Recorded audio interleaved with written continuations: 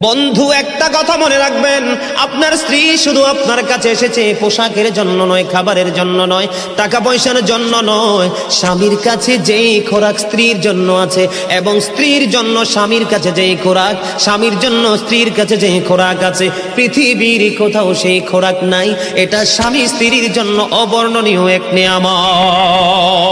স্বামী স্ত্রীর মধ্যে যে প্রেমের আবেগ ঘন মুহূর্ত তৈরি হয় রে 14 গ্রামের যুবক, আমার দাদা ভাই যারা বুড়ো হয়ে গেছো, এখনো দাদু দুনিয়ার বুকে বেঁচে আছে, এখনো যদি দাদু এক খিলি পান তোমাকে মজা করে বানায়া দেয়, পান চিবাইতে চিবাইতে তোমার ঠোঁটগুলো লাল হয়ে গেল, জিহ্বাটা লাল হয়ে গেল, আর দুজনের মধ্যে আবেগ ঘন মুহূর্ত তৈরি হলো।